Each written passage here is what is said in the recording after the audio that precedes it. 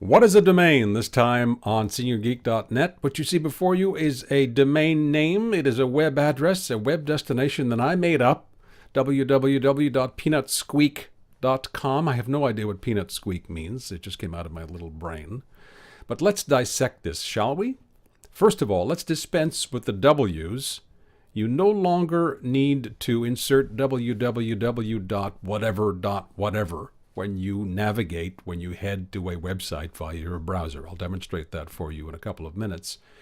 The technical explanation for this is beyond this particular segment, but suffice to say that you need not do that anymore. You will still see on packages and in certain publications and elsewhere the entire www prefix, and I'm going to use prefix and suffix here in my explanations for the sake of clarity only, but you need not do that. So let's get rid of those. Okay?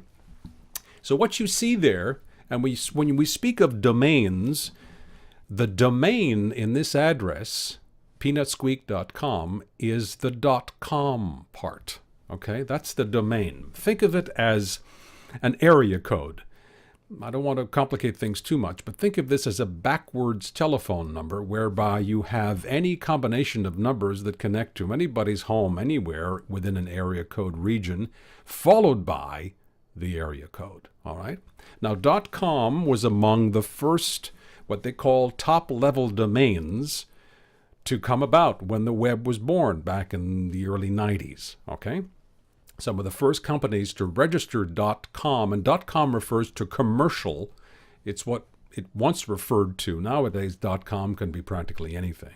But it referred to commercial addresses, and companies like Xerox, IBM, and GE were among the first to register their address, IBM.com, GE.com, and all of that, in the early 80s, even before the web, well before the web came about the way we know it now.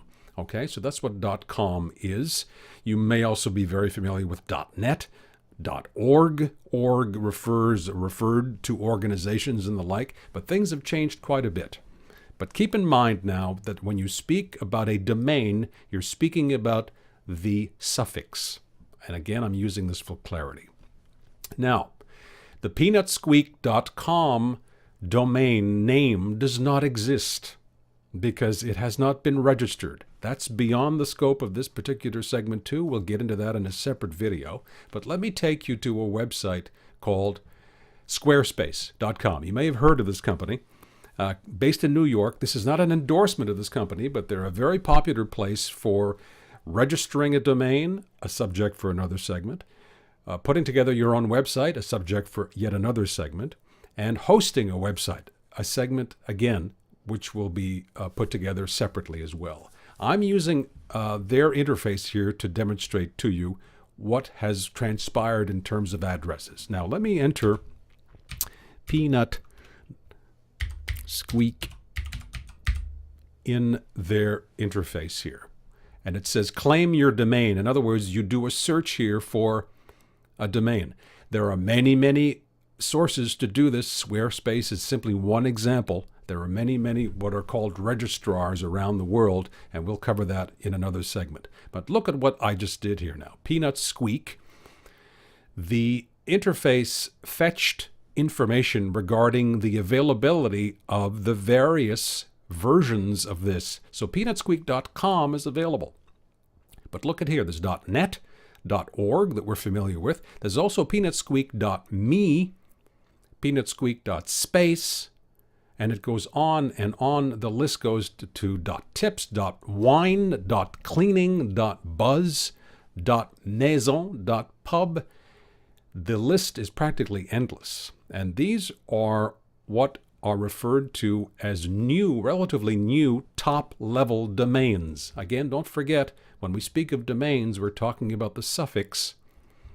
Here again, these are all new top-level. Top-level meaning that they become, in according to my analogy, a new area code for web addresses, and these are relatively new. So I'm simply bringing this to your attention because if you see one of these go by in an email or on a website somewhere, don't presume that it's an error.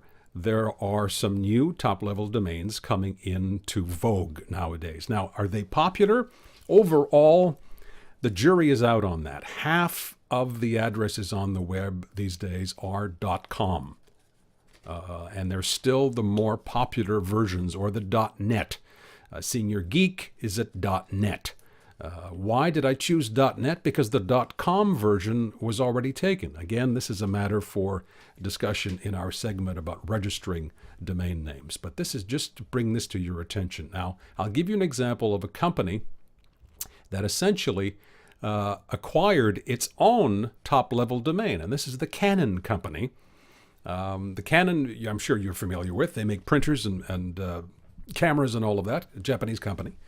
And they announced back, I believe in 2010, that they were acquiring their own top-level domain. It created quite a stir at the time. I don't know that it's made much of a difference in their business over the years, because these things, again, as I mentioned, aren't catching on all that quickly. However, they are now the owners of the .canon top-level domain. So if you travel to Canon, here I'll show you. If you type in canon.com in your web browser, again, you can skip, perhaps if I spell Canon properly, that'll work. If you can skip the W's, the triple W's, canon.com. Now watch what happens.